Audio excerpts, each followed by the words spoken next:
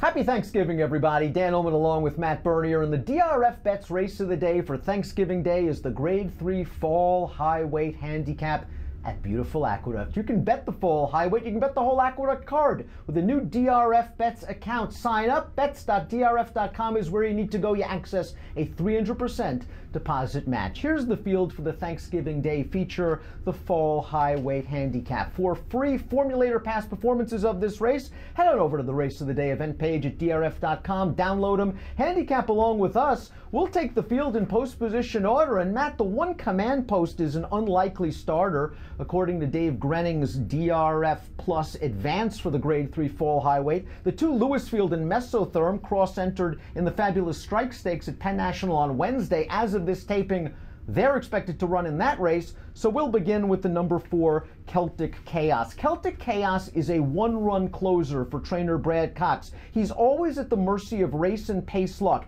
If you look at his time form US pace-adjusted speed figures, however, Celtic Chaos is not only one of the main contenders at a nice price, you could argue he's the horse to beat if you give him some pace. I think he's a really nice New York bred, and I feel like he just kind of flies under the radar in some of these races. Look, when was the last time he's the favorite in a race? It was all the way back in April of 2017. He shows up and he runs in these New York bred stakes races, and I think he deserves an opportunity to run in a spot like this. Now, unfortunately for he and Brad Cox and everybody else involved, they probably would have appreciated those inside 3 horses running because they all had speed. Now you take that speed out, he's going to be trying to rally into something that's probably going to be, I don't want to say tepid, but I don't think it's going to be fast by any stretch of the imagination, or I don't think it will be. I think that could compromise his chances. To me, he's best used underneath. If the pace was still in here, I think he'd have a bigger chance. Right now, I like him underneath. I agree. I'll use him underneath as well. His last 2 races have been carbon copies. Outrun early, by himself at the back of the pack, angles widest, turning into the stretch, very late to change leads, passed some horses, and if you watch the time form US pace figures for the last 2 races, he was up against it from a pace standpoint, was still running at the end. So if he does get some pace, Celtic Chaos, you know he's going to be charging late. Runaway Lute goes out for Gary Contessa, who's just had an unbelievable 2018. Here's a formulator fact for Contessa regarding Runaway Lute. Past 5 years, older last-out winning dirt sprinters making the second start of the layoff. We got 33% winners, a $3.71 ROI. And Runaway Lute, a horse that's been plagued by various physical issues throughout his career, looked really good off the layoff last time out in the Hudson Handicap.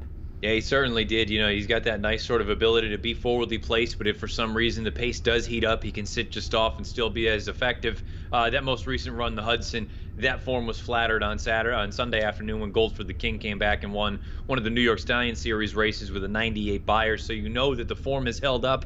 And also, I liked him beforehand.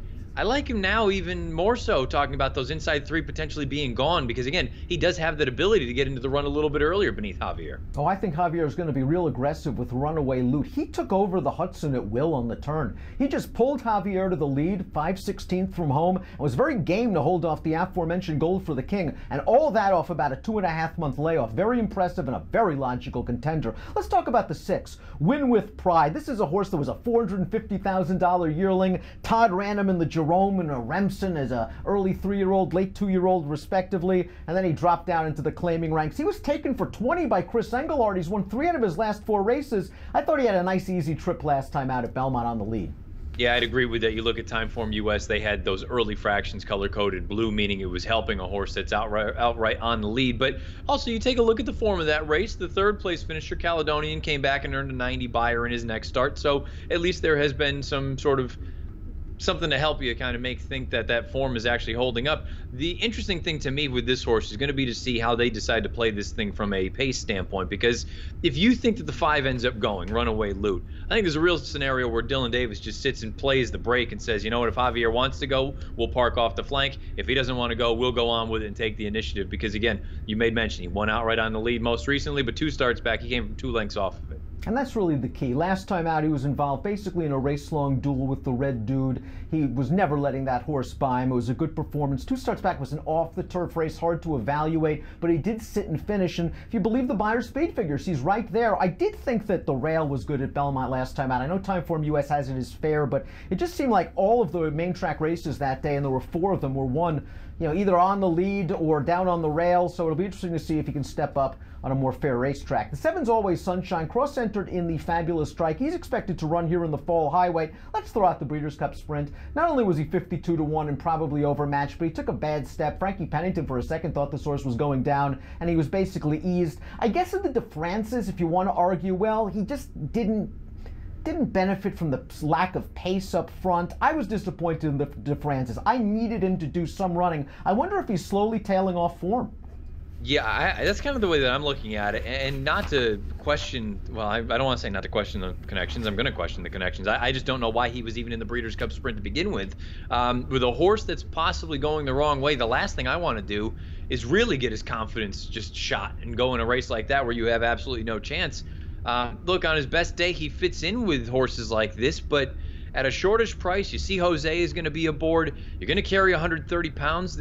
There's just not a lot here that I'm really interested in. Life in Shambles was third in this race last year, and you could argue the 2017 edition of the Fall Highway was stronger than this year, with Stalwalk and Dude in good form, winning last year's Fall Highway. He's always been a solid horse, Life in Shambles. Jason Service took the plunge for 62.5 3 starts back. This horse responded with a victory in his most recent start. He's got good tactical speed. Here's a Service formulator fact. Look at this, 15 of 17 on the board, with last out winning dirt sprinters, older ones over the past 3 years, 45% winners, almost a $3 ROI. This horse will work out a good trip. He's honest. From a buyer speed figure standpoint, he's really not that sexy. He hasn't gotten back to that 98 from last year.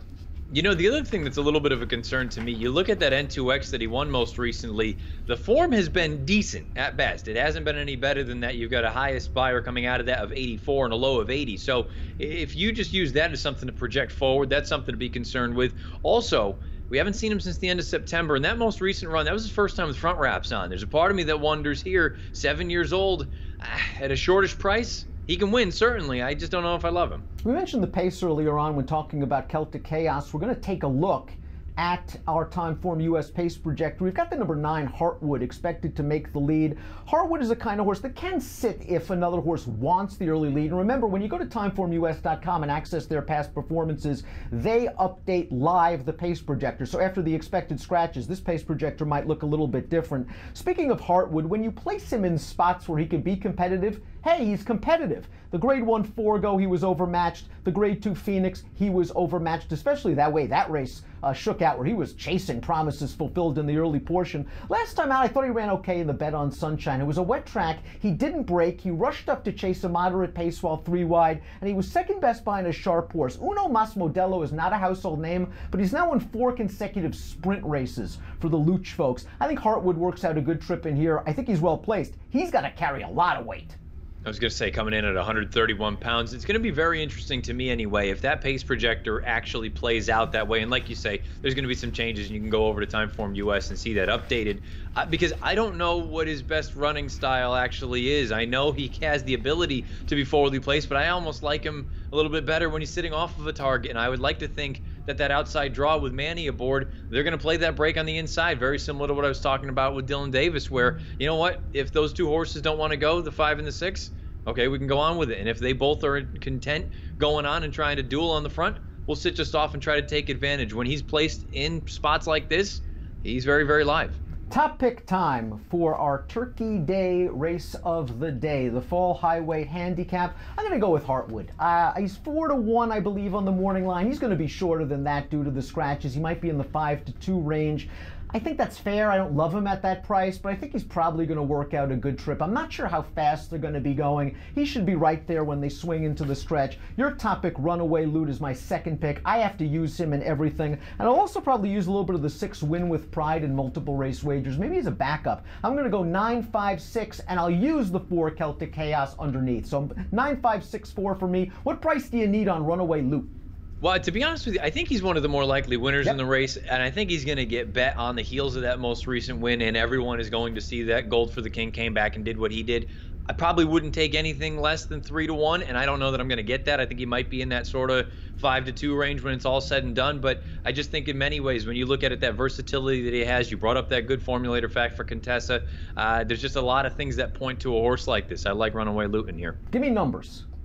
5, 6, 4, and 9. Should be a fun edition of the Grade 3 Fall Highweight Handicap, a throwback race to be sure. Bet it with a DRFBets account in between the turkey and the pumpkin pie. 300% deposit match. Bets.drf.com is where you need to go for all the details. And approximate post time for the fall highway, 3:20 Eastern on Turkey Day. Happy Thanksgiving.